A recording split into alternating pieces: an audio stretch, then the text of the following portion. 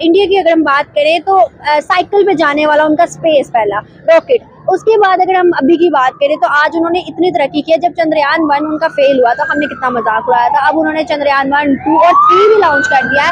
आज उन्होंने next generation 2023 से, अगर इसरो की बात की जाए तो वो ब्राज़ील जैसी कंट्री को सपोर्ट कर रहा है, यूरोप की बहुत सारी कंट्रीज को जो है वो सपोर्ट कर रहा है, और भारत खुद 350 से ज़ायद सैटेलाइट लॉन्च कर चुका है। इंडिया बहुत ग्रो कर रहा है, उनकी जो गवर्नमेंट है अपनी आवाम की सपोर्ट में है।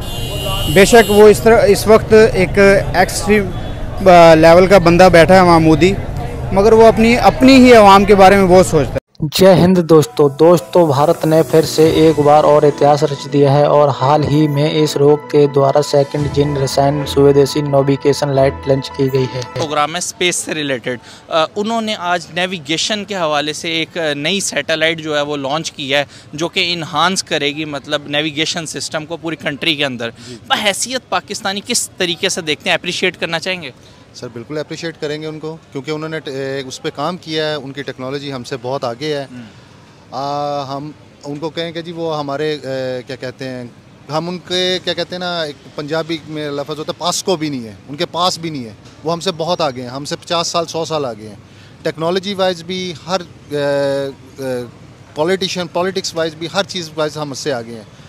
हम आप देख लें कि हमारे रोड्स और बाकी सारा कुछ, हम इंफ्रास्ट्रक्चर की तरफ देख लें, इंडिया का इंफ्रास्ट्रक्चर देख लें, इंडिया में टेक्नोलॉजी देख लें, इंडिया में प्राइसिंग देख लें, इंटरनेशनल लेवल पे देख लें, बहुत फ़र्क है हमारे मुल्क से। सर कहाँ डिफरेंस कहाँ रहा है? 75 साल के अंदर अगर देखा जाए, एक अदारा हमने भी बनाया जिसे सुपार्को के नाम से जाना जाता है, स्पेस से रिलेटेड है, लेकिन क्या अचीवमेंट है सुपार्को की अगर देखा जाए? और अगर इसरो की बात की जाए तो वो ब्राज़ील जैसी कंट्री को सपोर्ट कर रहा है, यूरोप की बहुत सारी कंट्रीज़ को जो है वो सपोर्ट कर रहा है, और भारत खुद 350 से ज़ायद सैटेलाइट लॉन्च कर चुका है।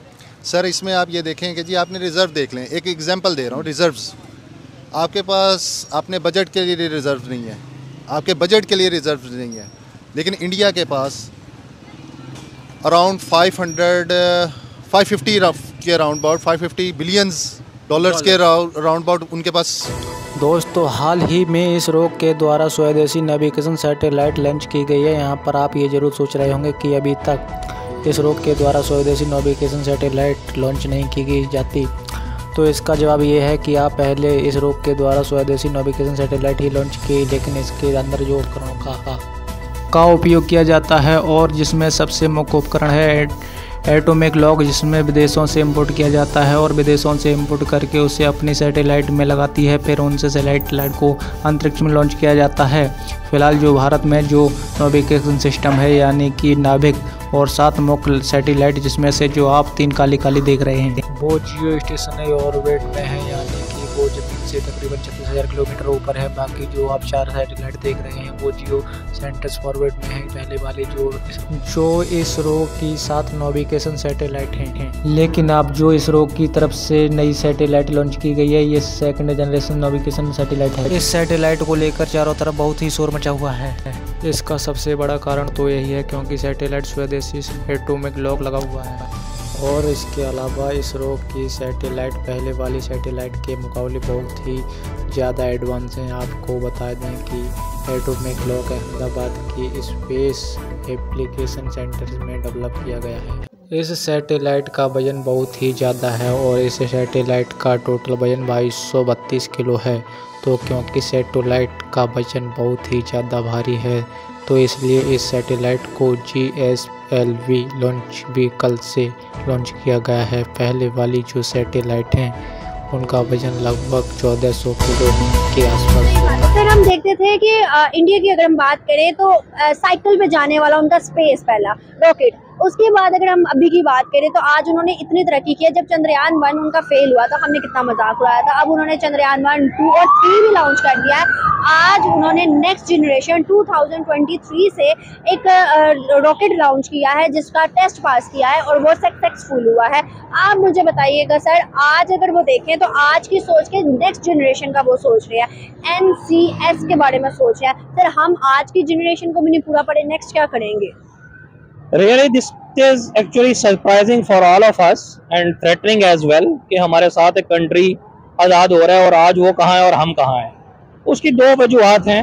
एक वजह तो यह है कि पॉपुलेशन, कि वहाँ की पॉपुलेशन बहुत ज़्यादा है और इसलिए डेफिनेटली वहाँ कंपटीशन भी है और लोग ग्रो कर रहे हैं जस्ट लाइक अ चाइना। हम इंडिया के साथ अपने आप को कंपैरिजन तो नहीं कर सकते, लेकिन डेफिनेटली हम फॉलो जरूर कर सकते हैं कि अगर हमारा नेबरिंग कंट्री यहाँ तक पहुँच गया तो हमें भी होना चाहिए। फिर आपने पॉपुलेशन की बात की, मैं आपको सॉरी कट कर रही हूँ, हम भी दुनिया की 5वीं बड़ी पॉपुलेशन है, पीछे तो हम भी नहीं है। नहीं, आप सही कह रहे हैं, लेकिन हमारा पॉपुलेशन का यूज कहीं और हो रहा है ना।